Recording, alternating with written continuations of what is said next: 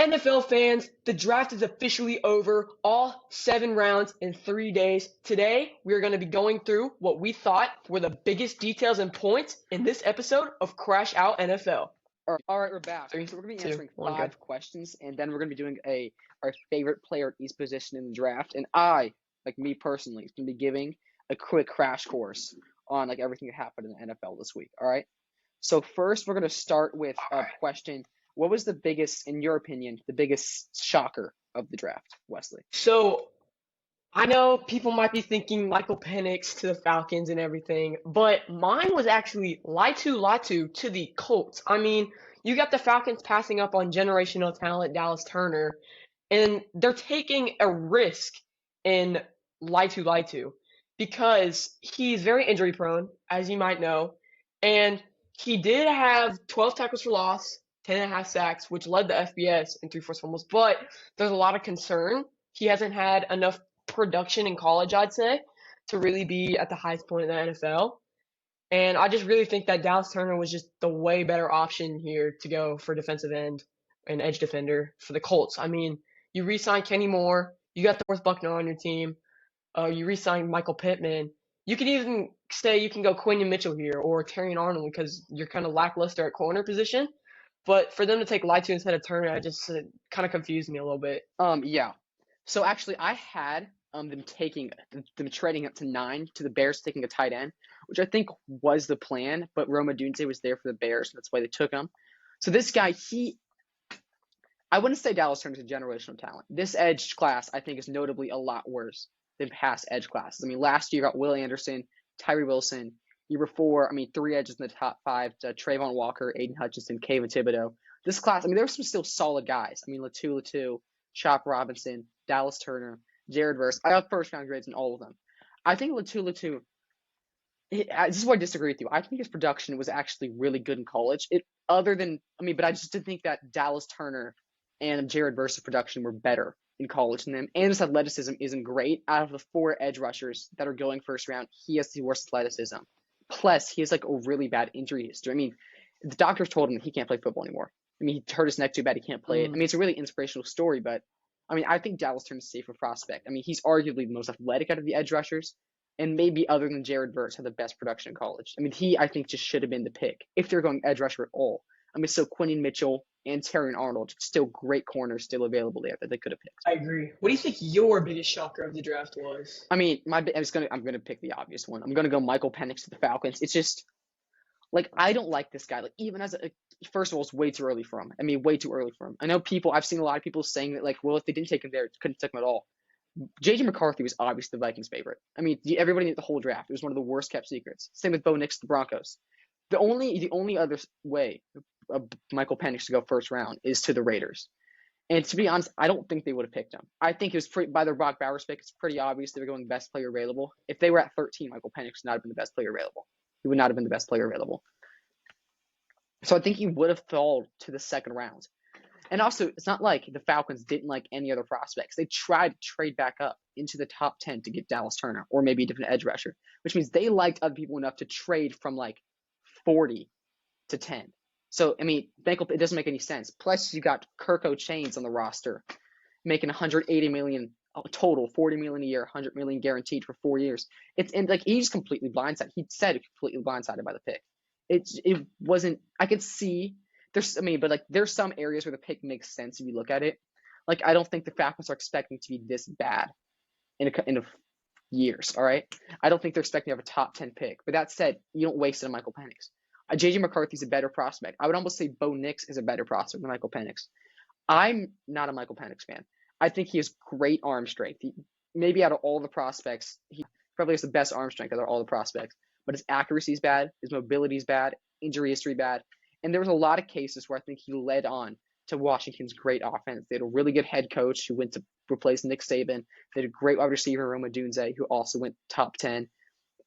And plus, the Falcons have other needs. You shouldn't waste that pick on a backup quarterback. Yeah, if it wasn't for me picking Latu to the Colts, it would be definitely Penix to the Falcons. When I saw that pick, I was just out of my mind. This was after my Tennessee Titans picked J.C. Latham, and I was still shocked that they did instead of trading down.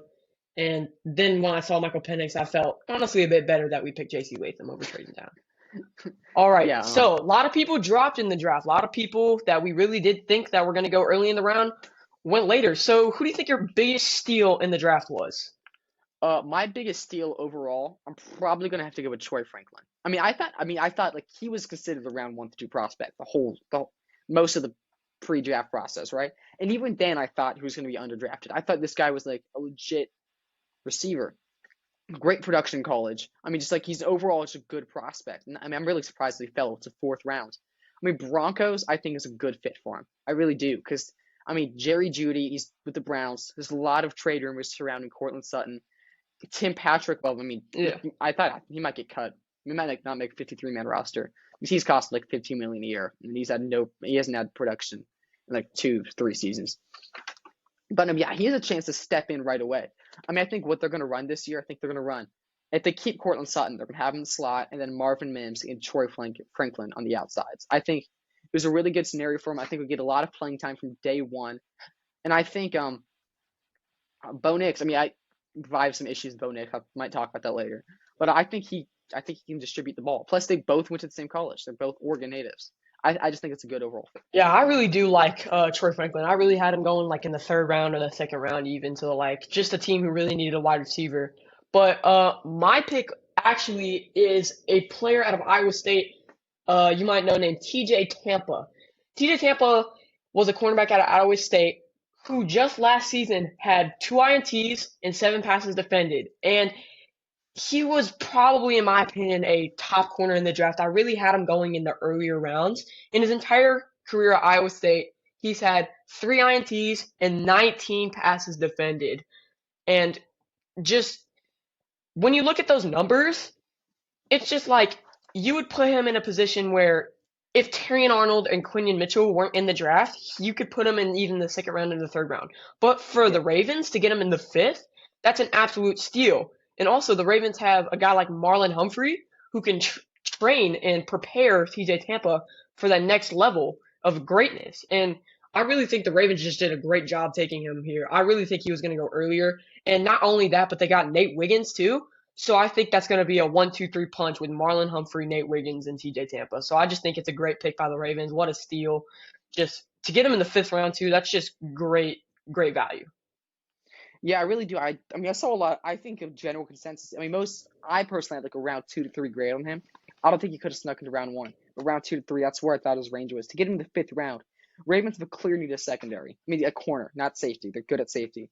But corner behind Marlon Humphrey, they don't really have much depth at cornerback. And they got Nate Wiggins round 1, TJ Tampa round 2. Those are two guys who can get a lot of playing time day 1. Yeah, pretty crazy how they got him in round five. It's just crazy. Well, speaking of steals and just the entire draft in general, a lot of teams moved up in the power rankings for just after this draft. So, who do you think the most improved team of the draft was? Yeah, my most improved team is probably going to be. Oh man, that's tough. There's a lot of really good draft classes out there. I think I'm going to go with the Ravens. The Ravens had a great draft class, fit a lot of their needs actually. So first round they go corner, they get Nate Wiggins. See, I like Nate Wiggins a lot. I don't think he's ever going to be a good number 1 corner. I don't think he's going to be a Pro Bowl, a Jalen Ramsey, Pat Surtain, Sauce Gardner kind of guy. But I do think he can be a solid number 2 corner, which is what the Ravens were asking him to do. They already have Marlon Humphrey solidified number 1 cornerback. They have really good safeties. They just need a solid cover man number 2. He's a really good cover man. He has some issues stopping the run, but I think John Harbaugh he can coach that out of him, and I think he can be a good player. Second round they got Rojan Rosenberg, offensive tackle. I think he could slide right in that right tackle, start from day 1. Actually, I do have some concerns about this guy because I don't normally players who like rise a ton during the pre-draft process. It's not a good sign. Like historically, that's not. They don't play great. I'm not saying he can't. But I'm saying, but he was also my best offensive tackle left on the board, and they lost Morgan Moses to the Jets. They traded him, so I think it was a good pick. Edge rusher from Penn State, Aiden Isaac. I think he's. They might lose Odafe Oweh. His contract's up. They picked up his 5th-year option, of course. But they still need more production in the edge. They don't have a legitimate guy on the edge that scares you. They still don't. They have Justin Mabadook in the middle, who I think is really good, but they need another guy on the edge that scares you. And I think this guy, he has the athleticism to develop into a kind of player like that. Again, we just talked about him. TJ Tampa, 5th round. Another good corner. They really helped. I mean, this is just a really good draft for the Ravens. As always, they always have great draft. Yeah, I agree. Really like the Ravens draft class, especially like I just talked about TJ Tampa and Nate Wiggins. Roger Rosengarten, I like him a lot because just out of Washington, they produced a lot of good offensive linemen this year, like Troy Fautanu. And they even got Ali, the running back, out of Marshall, and I feel like he's a really solid running back. The running back class wasn't that deep this year, but I just feel I like know. he's going to be a solid running back to back up Derrick Henry. Well, my team, I'm going to have to go with the Philadelphia Eagles. So you have a need at corner, right? You already have Darius Slay, and you just re-sign Chauncey Gardner-Johnson. And so then you go out and get a guy like Quinion Mitchell, okay? If you've watched any tape out of him from Toledo, he's just an absolute beast. My comp for him is DK Metcalf, but if he was on defense, he's an actual dog. And my defensive comp for him was actually Brian Dawkins. He shows a lot of good coverage. He's just a intimidating factor. If you've seen any of his tape, he's an absolute just thug, I would say. Just what a great corner to grab in the first round. And especially ahead of Terrion Arnold. I feel like he's a really big body corner who can really just swat the ball away if you need him to. And then in round 2, they go up and steal Cooper DeJean. By the way, probably going to be the first starting white cornerback since Chris Seymour in 2002 on the Giants. Okay? I just want you to think about that. Wait, that is is that like an 22 actual stat? years ago. Okay? Wait, is that an actual Yeah, stat? Chris Seymour. No way. Is that an actual Yeah, stat? Chris Seymour. Oh, I'm looking that up. No way that's an Yes. actual stat. No, it's an actual stat. Keep going. So, this guy, Cooper DeJean, right? He's just going to step into the starting role right behind Big Play Slay and Quinion Mitchell to just be a quality slot corner. It's an actual I know. stat. And he's going to be there right behind Quinion Mitchell. He's going to be there right behind Quinion Mitchell and Darius Slay. He's going to be a solid cornerback 3, great cover guy, wonderful pass defender, wonderful interception artist. And so I really think that the Eagles were the most improved here because all I really needed to do was improve their defense because they have a stud offense with Jalen Hurts, A.J. Brown, and Devonta Smith, as long as one of the best offensive lines in the entire league. And a defensive line, they did lose Fletcher Cox, but they also had just a stud defensive line too. And they really fixed that cornerback room, which they were kind of lacking on. And they've drafted replacements for Fletcher Cox. They already have Jalen Carter, great rookie season. Jordan Davis. I think he can have a breakout year 3. I really like this guy pre-draft. He's one of my favorite prospects of 2022. I still think he has it in him, I think. He just to get the opportunity. All right, so Wesley, what's your least favorite draft class of this draft? Wow. So there's a lot of draft classes that you can think about, like the Falcons. They didn't hit on their draft class. But my least favorite draft class were the Buffalo Bills, okay?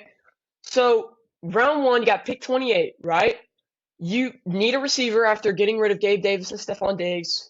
You have Kyer Elam currently as your wide receiver 1. You have Xavier Worthy, Xavier Legette, and A.D. Mitchell on the board to grab for wide receiver. But you trade back and yes. Kyer Elam's a corner. Or not Kyer Elam. What's his name? Yeah, you know what I'm talking about though. Curtis Samuel. Oh yeah, they have Curtis Samuel as their wide receiver 1 right now. Yeah, they have Curtis Samuel as their wide receiver 1 right now. My bad.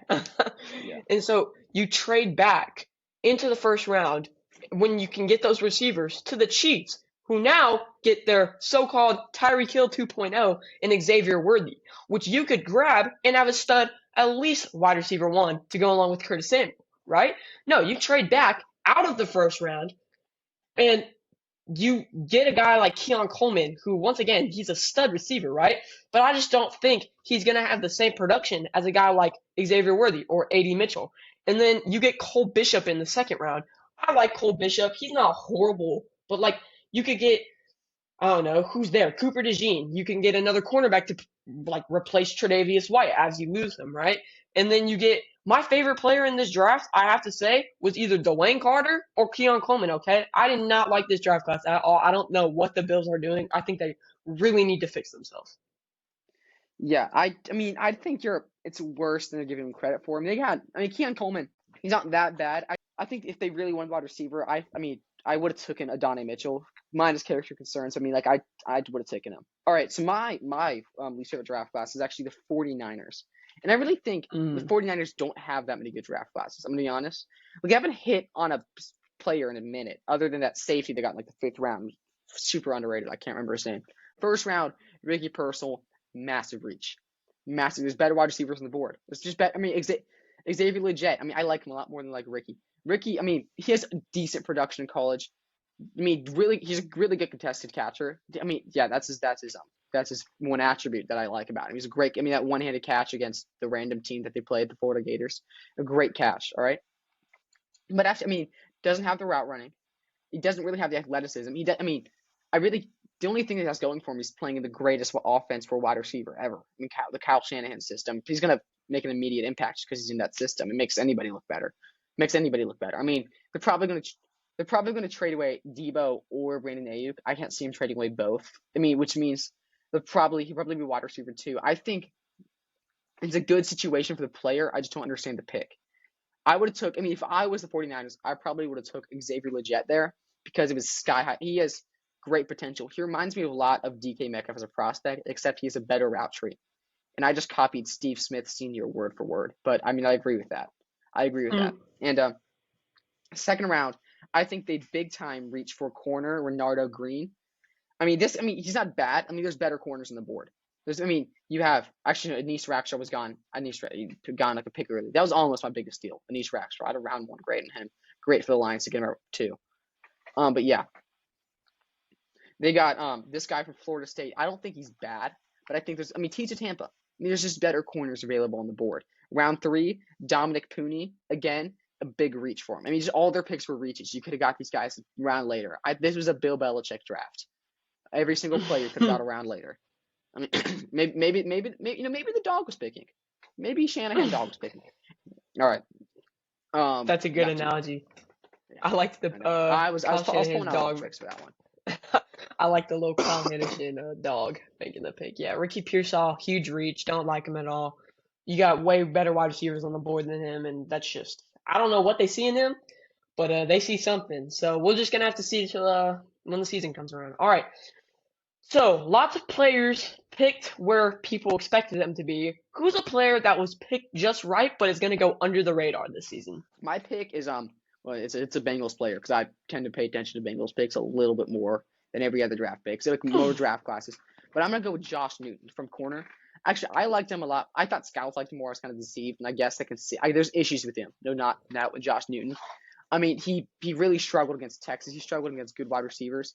But I think that he'd be a good depth piece for the Bengals, and I think it eventually can step up when Mike Hilton leaves. I think he can step up into a cornerback 3 role, which I think would be good for him. From TCU, I mean, he showed a lot other than that Texas game, but his 22 tape was a lot better than his 23 tape.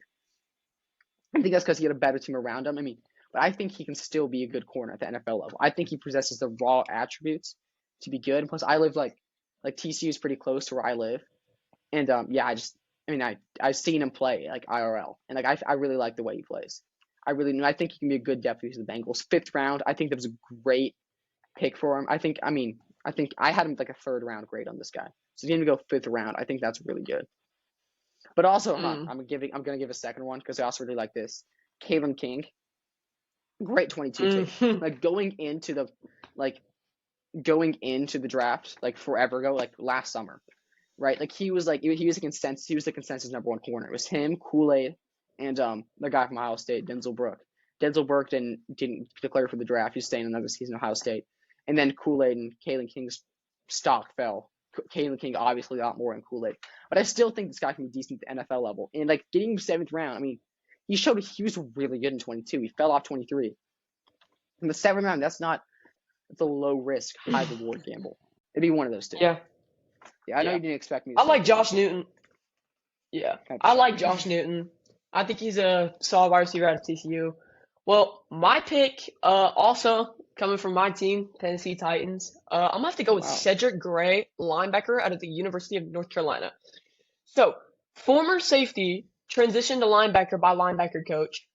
But then you look at all of his statistics. You got in all of his awards. You got first team All ACC 2023, first team AP All ACC 2023, the Dick Butkus Awards semifinalist 2023, Sporting News and PFF second all-team All-American 2022, and first team All-CC 2022. This guy is a three-down linebacker who can go sideline to sideline and just had great production at UNC, probably the best linebacker at UNC. And he was projected as the sixth best linebacker of this class. The linebacker class was not very deep, I'm gonna admit, but this guy is a three-down linebacker who is a very solid run stopper, and he's very good at just stuffing the run, trench play, whatever you want him to do, he can do it. The one thing I do need him to work on before he can really earn the green dot and really just earn the linebacker one role is I just need him to get better at tackling. He's not the best at tackling. Like I say, he's really good at stuffing the run. He needs help on tackling, but as long as you can hold a guy long enough to help him to get help tackling, then he's just set up for success, I feel like. Because the Titans already have a great defensive line. They just signed Sebastian Joseph Day. They drafted Tavondre Sweat. They traded for L'Jarius Sneed, have a solid cornerback core guy, Awuzie. They just need safety now, and they got a perfect defense, I'd say. Perfect is a stretch. I mean, yeah, I'm not going to go into it because you're going to get really mad at me, but like perfect is a bit of a stretch. No, I mean, it's a stretch. It's not. It's just exaggerating, you know. They're not going to be perfect, obviously, but they're going to have a really good defense. Of the linebacker class, real quick, because you brought up linebacker class, and I really, I play linebacker, man. I like my linebackers. All right, actually, I had Gray. He's my fourth linebacker in the class. I had actually fifth, because I had Adrian Cooper. I think Adrian Cooper and Peyton Wilson, they're the best overall linebackers. There's not too much fail risk. They can't be great. They'll never be great. I think they'll be solid starters, both of them. Junior Colson, I think he has the highest potential for a linebacker in this class from Michigan. Was also a risk. He's a great tackler. He needs to work on his football IQ a bit. If he gets smarter football wise, I think he can be a really good player. I think he can. And then you got Barrett Carter, another great pick by the Eagles. I don't think you mentioned that when you said the Eagles draft class was.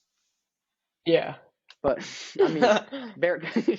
But I think he's a good player. He was considered the best linebacker in the class until like combine, pro day, stuff like that. His stock went. But I still think he can be a good player. I mean, fifth round again, a low risk, high reward gamble for the Eagles. A great Harry Roseman is just kind of just the greatest general manager of all time.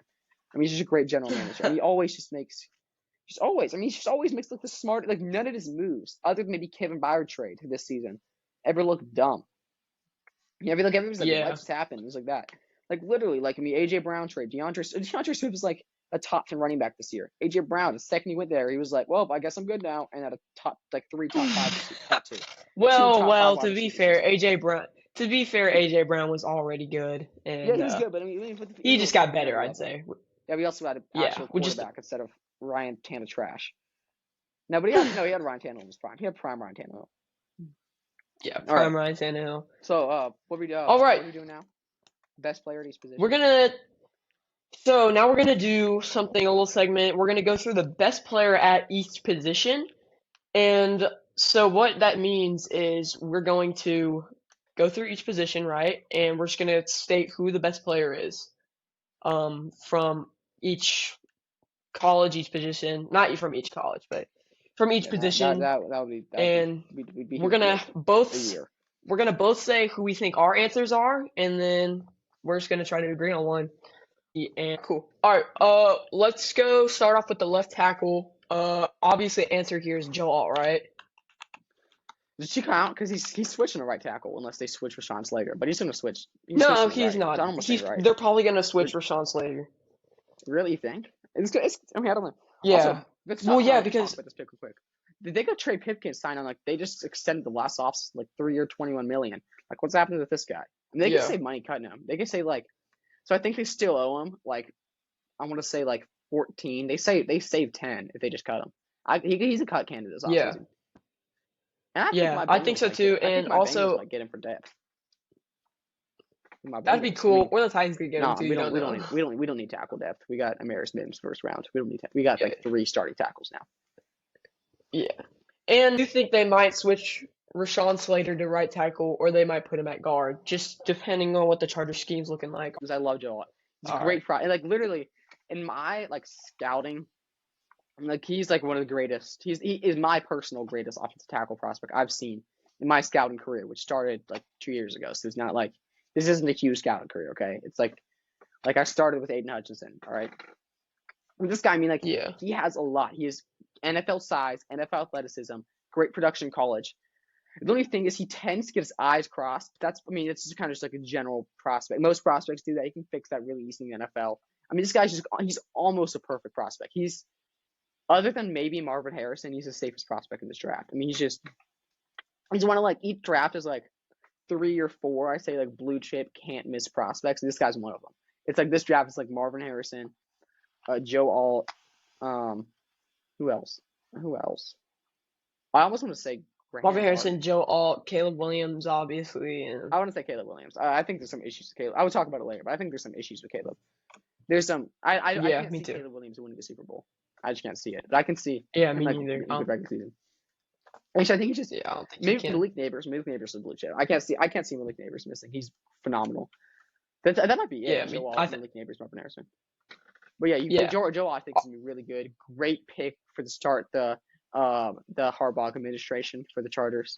I think it's gonna be a good pick. All right, your left tackle. He's just Joe Alt, a you want to he's talk just a about that? massive person too. He's just a Yeah, he massive is. person too. What's his Like height? he's What's so his height? big. He's Give me 6'6". stat guy. He's 6'6". Like here, all He's almost as I'm big as my going to. Morris Mims. 8'8". Not 8'8". It's not 8'8". He's 6'6". He's 6'6", 360. Ooh, that's really big. So that's pretty Actually, crazy. he All might right, weigh let's more than move. Mims. He might weigh more than Yeah, Mims. And Mims is 2 inches taller. All right, let's go. let's move on to right tackle. What are we thinking here? I don't know.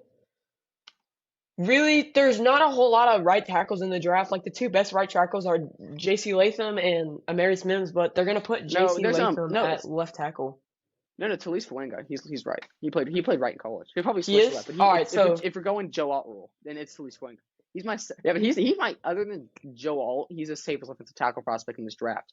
I mean he needs to work a little on his pass blocking, but his run blocking is elite. A great run blocker. Pass blocker, it's good. It can get better. But for the Saints, he might actually play right tackle. I mean, Ryan Ramczyk comes back. They might move him to the left side because Trevor Penning's. But yeah. Ryan Ramczyk, yeah, he might be done. He said he might retire. He might be done. I doubt he is. He's like 29. He's gonna come back probably. Saints probably gonna bribe him Yeah. to like injure players so he can come back. But Yeah. I was interested to see what they would do with J.C. Latham if they'd put him at right tackle, but definitely if they did put him at right tackle, he's the best right tackle prospect. But I really think that Talisa Fuaga no, is a better I think fit. Talise Fuenga is better than J.C. Latham. It's just like J.C. Latham is a Alabama. risk. Yeah, Alabama doesn't have a high tackle success rate. I mean, they got Tristan Wirfs a couple years ago. He's been phenomenal, but they also got like a couple other guys Jedrick Willis didn't live up to the hype. Alex Leatherwood, he's eating potato chips on the couch, thinking, "Man, I can still be up there." Oh boy! And he's cut like 2 years after his drafting from like 17. Who else? They have a couple others, but I mean those are the highlights over the last couple of years. Yeah. I think, yeah. I agree with Talisa Fuaga. I like J.C. Latham, but I think Talisa Fuaga is probably going to have a better career. All right, let's move on to guard. I think it's obvious who we're going to pick at guard. Troy Fautanu. Actually, I don't know. Yeah, Troy Fautanu. Yeah, I'll say Troy Fautanu. He's the best It's guard got to be Troy in the class. Fautanu. See, actually, I have some issues with the Steelers picking him because the Steelers might not play him at guard. So they have Isaac Seumalo, right, at left guard. They got him from the Philadelphia Eagles. Great season for him, a career year. They drafted another guard like Mason McCormick, like 6th round. So they're good at guard. They're good at their interior line. That's why, and like, they have a need at left tackle because they got right tackle Broderick Jones. I think he might play that tackle. I don't think he's gonna be a bad tackle. I think he's gonna be a lot better at guard, just a lot better. I like him as a prospect a lot, actually. Troy Fautanu, he's one of my, other than Fuenga and Joe Alt, he's my favorite lineman prospect. And Graham Barton, I like Graham Barton better than him, but he's my fourth. But it was very good. This is the best tackle class I've seen. Very deep. There's a lot of really good players. There's a lot of high risk players that I think if they're really good, if they boom, this tackle class is already a lot better. So I mean, it's just a good tackle class overall. Yeah, I like this tackle class. Very deep. Glad that the Titans could get what they did, but I feel like every team really got a good tackle if they did draft one. All right, Yeah. So let's move on to the final lineman. We're gonna do center. So Actually, hold who on do you backwards. Yeah, think? there we go. I think Graham Barton is definitely the best center in the draft. I don't know if you have anything about like Jackson Powers, but I don't. I like Graham Barton the best. Yeah, I like Jackson Powers. I don't like him going to the Raiders, but I mean, we don't really talk about that. But actually, just side note. So I did like my official mock draft, right? And I only got like five Yeah, picks right. And Graham Bart, I got Caleb Williams, Jaden Daniels, Drake May, Marvin Harrison, Malik Neighbors. Then I got like Graham Barton at like 26. It was like so. It was just really random. Like I got like 20 wrong, and I just got like Graham Barton right. I just thought that was funny. But he's a really solid prospect. The only issue with him playing center, I don't think he had like a game started at center in college. It's like there's failure in center, but I think the transition is gonna be really smooth. Bucks have a Jurassic in the interior line. I mean, other than Tristan Wirfs, they don't really have any other solid linemen. So yeah, I think a good fit, good player. I mean, I think this guy, he's one of the few players I can see making Pro Bowls. yeah. Graham Barton, also behemoth of a human being. Like him a lot. Definitely, I like him better than Jackson Powers. But Graham Barton, Um, man, great pickup chat, by is this the glazing? Buccaneers. Chat. We're gonna move Maybe on they're gonna say it's to glazing. halfback. Halfback. I don't know about this one. I like Jonathan Brooks, but he got hurt. And I like Yeah. Blake Corum. I like Blake Corum better than Jonathan Brooks because at Michigan he got fed the ball 500 times, which is crazy. So I like Blake Corum way better than Jonathan Brooks. What about you? Actually, I'm not picking either of them. So Jonathan Brooks hurt. That's a major red flag. I mean, Blood Corum actually getting 500 carries is actually a ick or a con for. I can't believe I just said ick. Con for me because because I mean that means he's not gonna have a long Because that career. be Running backs are fragile. yeah. They're like they're really fragile. And 500. I mean that means he's gonna have like maybe like 3 good years. Even if I mean he's also like not NFL size. Not doesn't have great athleticism. I mean he benefited a lot. Michigan had a great offensive line, great program. Benefited a lot from that. So my and Jonathan Brooks towards ACL, big red flag. I mean, but then again, Adrian Peterson towards ACL, so it might work out. But he was Adrian Peterson's a much better prospect than what's Jonathan Brooks. My favorite is Trey Benson because of those two red flags. Also, I think he's a good fit Mm. for the Cardinals because James Conner probably won't sign a new contract with them. He's got like 1-2 years left. I could see Trey Benson overtaking James Conner this season. That's my take for the season. Trey Benson's starter midway through. I liked him a lot. He's my favorite. He's my favorite running back.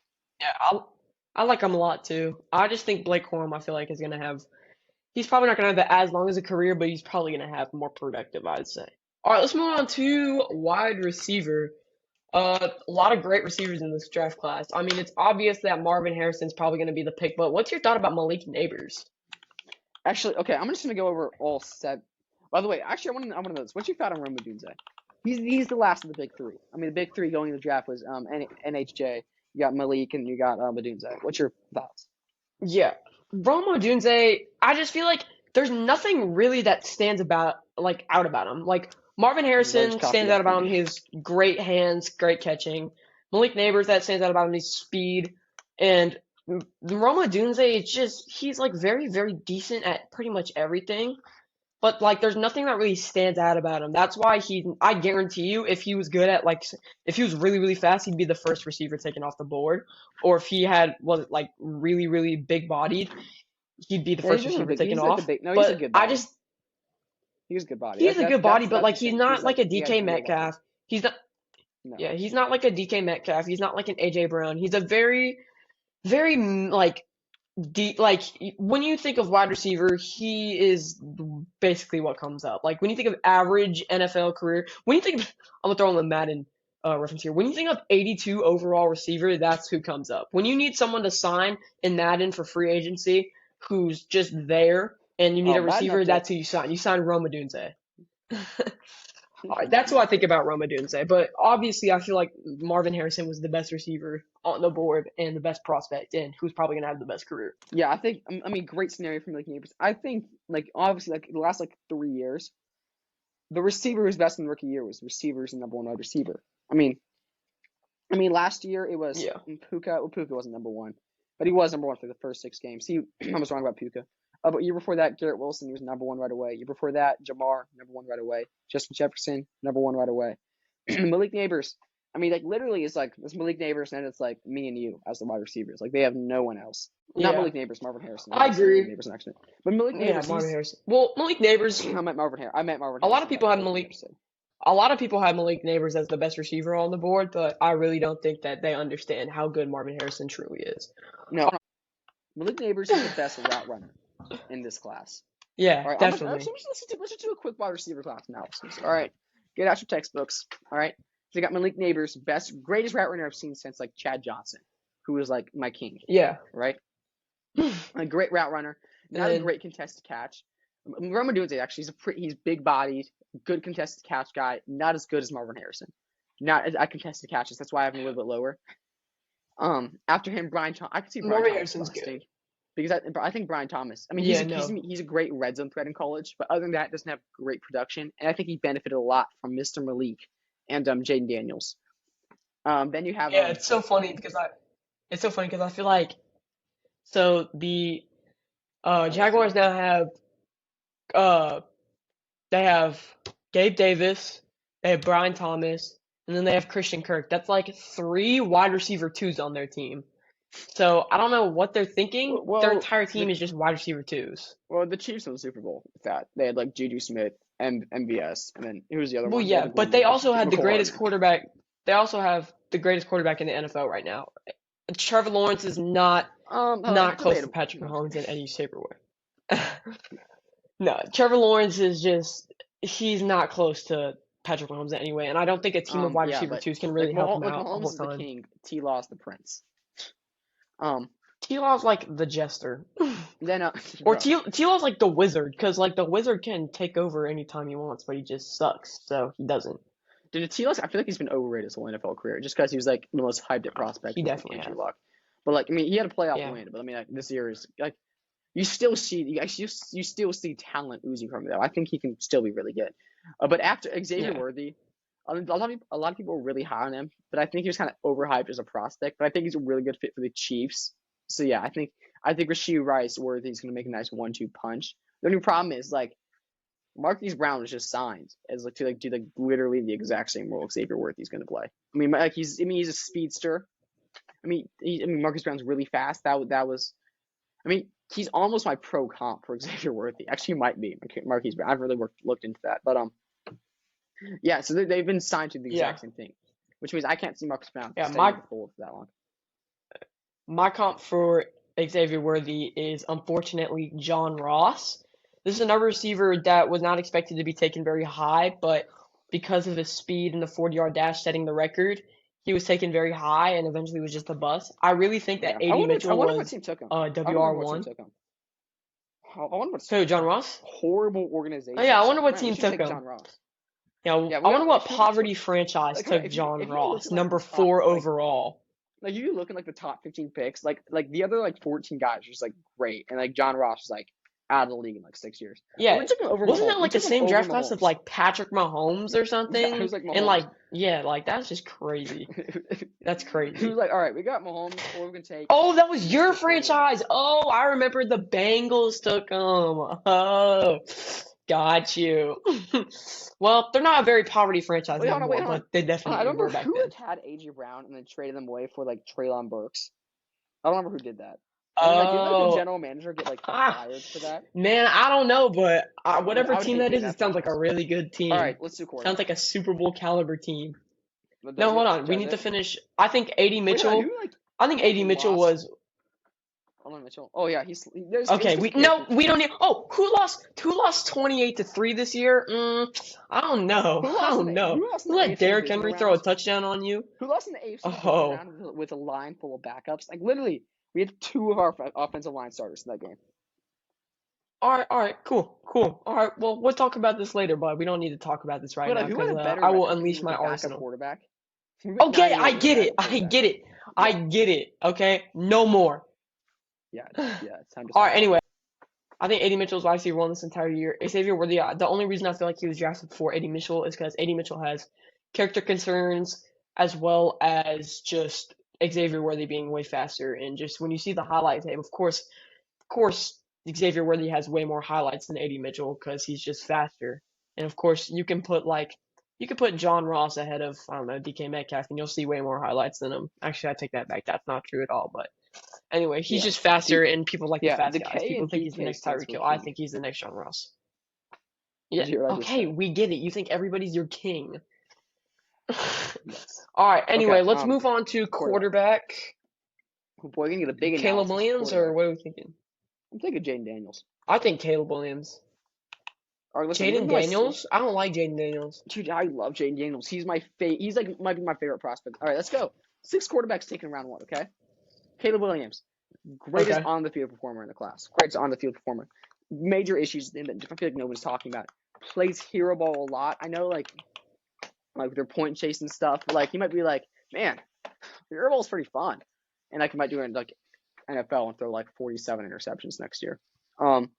He's Yeah. also major leadership concerns, major character concerns. But I Yeah. can't see him. That's an unfortunate winning the nickname playoffs. for him. We're just such a stacked team. I just don't know what we're gonna do about him. And we got Jaden Daniels. Jaden Daniels, like he's one other than Caleb Williams. I mean, like he's like I gave him an A+ on arm strength and mobility. I've never done that to like a prospect in my grading period ever. Like it's so rare that it happens. Like arm strength and mobility, you get 2 A+. I mean, also, but like his leadership skills are a lot better than Caleb Williams. I just think it would be better. I really do. And then Drake May, biggest project in this draft. He reminds me a lot of Justin Herbert, Josh Allen. Like if you build this guy right, but like it's all about building. It's just all about building. You got Jared Mayo, an inside linebacker, as your head coach right now. Like he's not about building offenses, much less franchise quarterbacks. You got a rookie coach, no experience. Like I don't really. Plus, this is not an organization known for building quarterbacks. I mean, they got lucky with Tom Brady. Yeah, we get it. They literally hindered the development of Mac Jones. Like he was like started like here and he went like here. People were like, what's gonna happen? And he went like here, and now he's on the Jaguars as a backup quarterback to somebody taking the same draft class. So I mean, that's why I think he's gonna be a bust because of the Patriots. I think if he was on the right team, right situation, it'd be a lot better. He's also like horrible situation. Like their left tackle, they don't have a left tackle on the roster right now. The number 1 wide receiver is their top 2 wide receivers are 2 rookies. It's just not a good situation for Drake. I mean, then we got Michael Penix. We're not even talking about Michael Penix right now. And then Bo Nix is going to be a 1-year starter. Here's going to happen, Bo Nix, right? He's a starter for 1 year. Broncos are a horrible situation for him. All right, they're going to have like the first overall pick next year. Like, well, we can keep Bo Nix, who was like a round 2 quarterback. We just reached for him because that was our mood. Or we could take like Shedeur Sanders, and they're going to take Shedeur Sanders. And you got JJ McCarthy, and I think JJ, he can only win in the right scenario. Like, let's be for real. I mean, I agree. I think he's the only quarterback in this draft, other than Jaden Daniels, who's my king. I mean, like he's the only quarterback in this draft class who I think has the ability to win the Super Bowl. But he needs to play against an elite defense and an elite running game for him to do that. And the Vikings don't have that. So that's why I don't think he'll win the Super Bowl with the Vikings. And I think he's not going to be great with the Vikings. He's not getting another chance to start for a Super Bowl caliber team. Back to you, big dog. Yeah, that makes sense. Not a huge fan of JJ McCarthy. The only quarterback I really liked in this draft class was honestly either Bo Nix or Caleb Williams. I feel like Caleb Williams is probably going to be set up in the best situation, or JJ McCarthy. But it's all up to Caleb Williams now to just finish. You have a great team, great offense, solid defense, and it's all up to you. If you fail, it's on you. You cannot blame anybody else. You can't blame coaches. You can't blame anything else. Yeah. All right. Let's go to defensive defensive tackle. Yeah. Okay. All right. I'll go. I think Byron Murphy's probably the best defensive tackle in the entire draft class. Only reason is defensive tackle draft class was not that deep. Okay. I think him and T'Vondre Sweat were a very solid defensive tackle duo at Texas, and I just feel like he was definitely the best option here for a defensive tackle. Yeah, you're gonna glaze T'Vondre What you Sweat a thinking? bit because he's on your team. No, I'm not. I actually don't like T'Vondre Sweat. I don't like Byron Murphy at all. I'm gonna be honest. I just don't like him. I was really scared the Bengals were gonna take him the whole draft. Like they're gonna take Byron Murphy, and I'm gonna cry. And they didn't take Byron Murphy. They took Amir Smith. Well, to be fair, the defensive tackle draft class was not that deep. He doesn't have the size to stop the run at the NFL, and doesn't have the speed or the production or anything. He doesn't show rushing passing skills, and he doesn't show pass rushing skills in college. I just got him to be a bust. My favorite D tackle This might be a little biased, but I'm gonna go with Chris Jenkins, Michigan. This is Mm, actually a really bad defensive tackle class, in my opinion. yeah, John I John don't like Newton, this I defensive don't. tackle type. John Newton just doesn't have the athleticism to succeed. What am I going to talk about? The immaculate reach that the Falcons traded up to reach. They literally traded up to get a guy who they could have traded down to got. Like, it was so ridiculous. To get a guy from Clemson, the D tackle from Clemson, who he might be okay. I don't know, but Chris Jenkins, I think he's the best, a really good run stopper. Really, I mean, I think he's just gonna be the best in the class. But I don't think anybody D tackle in the class is gonna be too good. I'm gonna say that, and like a Hall Yeah. of Famer is gonna come out of this class, and like That'd be like Byron crazy if Murphy's it just did. gonna get like 50 sacks next season. Yeah. All right, let's talk about edge defender. Obviously, I'm gonna go with Dallas Turner here. I didn't really like a whole lot of the other edge defenders. Him and Jared Verse, those are my top two, and then Latu, that's my third, and Chop Robinson right after that. But that was my favorite edge defender, Dallas Turner. What are you thinking? Yeah, I don't like Chop at all. I think Chop's a big bust. I mean, he has really good athleticism, but then like Dallas Turner's athleticism is better. Plus, it shows in the game. Chop does not show Yeah. in the game. He had like 8 sacks over his tenure at Penn State. Yeah, so I can see Dallas Turner being really good, but I think Jared Verse is the safest edge in this class. So actually, I'm not going to pick one. I'm just Yeah, going I to say think it's so between too. those two. I think Jared Verse. I'm going to keep my pro cop for him is Montez Sweat, because I think he might make a Pro Bowl here and there, but he's just going to be a consistent 9, 10, 11, 12 sacks a year. Just consistent. Like he was Yeah, in college. He had 2 I back-to-back like that nines. I pick. think they would have been 2 double-digit sacks if it wasn't for his huge injury, which I don't remember what type of injury it was. All right, let's move on to linebacker. Linebacker class is not very deep. I'm gonna go with Edgerrin Cooper here. Obviously, the best linebacker in the class.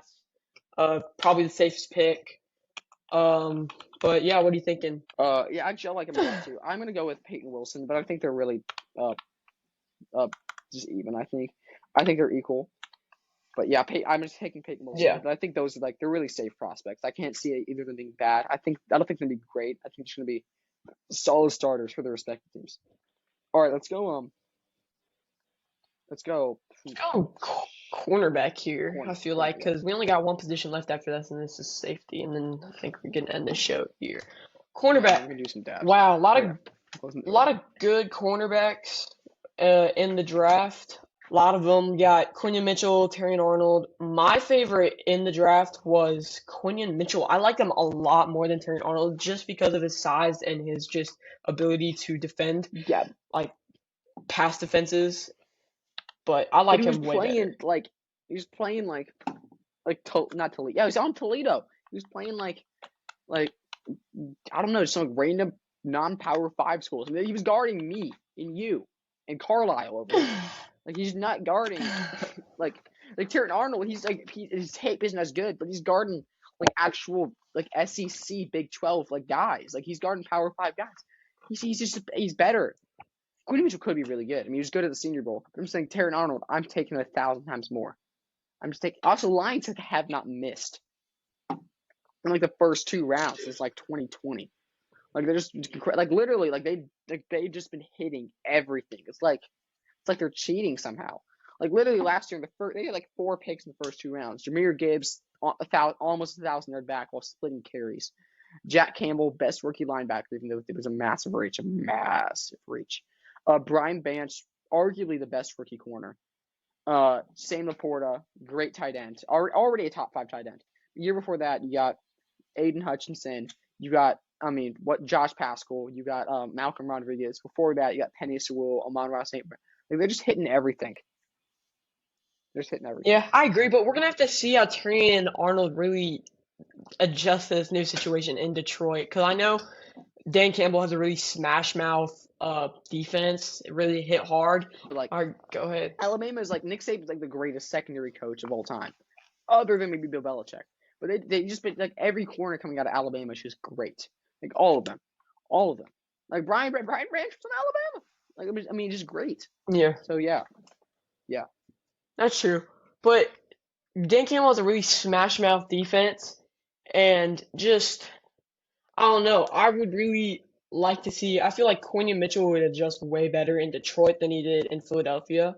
But I do like Quinion Mitchell way more just because I feel like he's really good at adjusting to new scenarios. Like even whatever team he plays, even though he came from Toledo, he did have to play Alabama, and he did lock have to guard Alabama receivers who we know can develop into really good receivers. And I don't know, I feel like really this class you can't really pick a best one until you see how they play. I mean, obviously you can pick like lineman or quarterback or wide receiver, but you're gonna have to really wait for these cornerbacks to actually step on the field and play this season in order to Yeah, yeah, determine who really is 100%. going to be good. All right, final Well, position on oh, I forgot about final safety. I position was about to say that's a wrap. We're doing are safety. we're going to do safety. So not a very deep safety class. What are you thinking? I don't even have one. I don't even think that there's even any good safeties unless you put like Man, I would say Lassiter. the guy from USC, but just that USC defense is so bad. I'm going to go with Tyler Nubin from Minnesota. And I I think if actually folks like Tyler beat Newman. him, I that's actually nice. really like Tyler Tyler Nubin. Newman. Yeah, Tyler Nubin. Then you got the guy from USC, Jaden Burlock. And then you got Cameron Kitchen from Miami. Man, he fell a lot. I don't think he's athletic enough to succeed at the NFL level. And then you got so I think he's the best overall. He's good. He's not great. I don't think he's gonna be great. I think he'll be like a solid starter. I think he's gonna be like a Cameron Curl, kind of guy. I was just gonna be Well, a Cameron solid Curl's starter. pretty good. Exactly. He's Cameron good. Curl's pretty good. He's not Pro Bowl level. He's not all pro level. He's solid. He's a solid starter. So yeah, I think that's my. What you agree with Tyler Newman?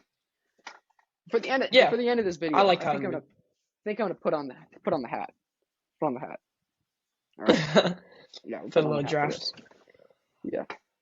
This is here. So what happened in the NFL this week? So we know that recently, like yesterday, the Bills, they signed 3 veterans. They signed Chase Claypool to probably help with the departure of Stephon Diggs and Gabe Davis and everybody in the receiver room. So they got a little what I call 3-headed monster. All these guys are Pro Bowl threats: Curtis Samuel, Chase Claypool, and Keenan Coleman. I was obviously joking, if you don't watch football, because all 3 of those guys are not going to be good. Well, I mean, Chase Claypool might unlock his former self, and Keenan Coleman might be okay. Sterling is behind you on camera. All right. Deion Jones, I mean, a little bit of a draft buzz. I think he's underrated. He gets a lot of. He's last season with the Falcons, got a lot of tackles, had a depth season with the Browns. I think he's gonna be okay for the Bills. Dwayne Smoot, a decent depth edge rusher. OBJ signed with the Dolphins, and I like that a lot. I think he's gonna be a good number 3 wide receiver, complement to Tyreek and Waddle. So yeah, I think he's gonna be a good 3rd wide receiver. And that's where he belongs in the NFL right now, honestly. So I think it's a good role for him. Zeke Ray with the Cowboys, which means Zeke is a number 1 running back. Yeah, That's I mean, kind I'm of not. crazy. I mean, y'all not going to say anything about that. We're just going to skip over that. Wow.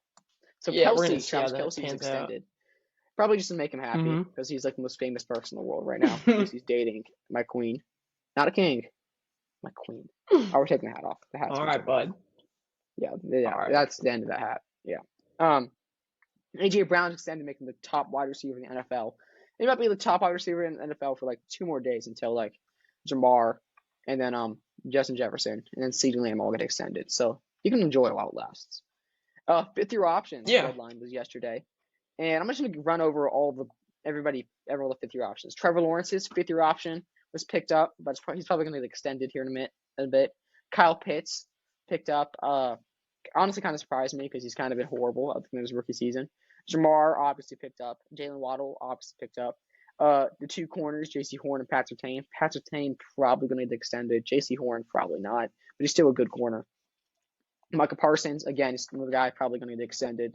But I mean, Micah Parsons is really good. I mean, obviously, he's like a defensive player of the year candidate. He's never won it. Rashawn Slater, who we talked about earlier in the video, he got a 5th-year option. Elijah Vera Tucker from the Jets, 5th-year option. Jalen Phillips from the Dolphins, really early 5th-year option. He's still hurt. That's probably why they drafted Chop Robinson, because him and Chubb both hurt. Kwity Paye, I mean, at like the very end got a 5th-year option. I don't like Kwity Paye. I think he was a bust. I don't agree. How much is it? I don't know how the 5th-year option pays, but it's like probably like $15 million. He's not worth $15 million. Christian Darrisaw, I mean, he was a 5th-year first option round makes pick. sense. Cornerstone offensive tackle. Travis Etienne. They picked his up, but not Najee Harris, which I thought was surprising. The Steelers declined Najee Harris's. That's like the 2 running backs, the 2 first-round running backs in the class. They declined them both. Well, they accepted Etienne's. Etienne's really good. Had a really good last 2 seasons. Same Najee Harris had like a solid 3 seasons. I'm surprised they declined his. Greg Newsome, they picked up his. He's a really good, solid number 2 corner to my king Denzel Ward. Actually, I don't like the Browns at all. It's not my king. It's a jester. All right. They picked up Greg Rossi, who's a very underrated edge rusher for the Bills. The Ravens picked up Adafe Always. Again, I don't really like that pickup. I think he was a good player. I don't think he was worth a fifth-year option. And the Steelers also surprisingly declined Justin Fields, which means out of the 5 quarterbacks taken in round one fifth-year option got picked up. Zach Wilson, Trey Lance, Mac Yeah. Jones, and Justin Fields all declined. I thought they would accept Justin Fields after trading for him, but I guess not. Well, also, All right. Rashad Bateman and Penny Swell. And yeah, we're not eligible for fifth-year options because of contract extensions. And Alexander Leatherwood was not for downright diabolical off-the-field actions. All right, that's Oh, Alex Leatherwood. All right. Well, so much. that sums up everything about the NFL draft and news in the NFL. This is Crash Out Sports. I'm Wesley. I'm here with Carlisle. We have an episode pretty much every Saturday, so make sure to tune in. And we'll see you guys next time. So, see you later.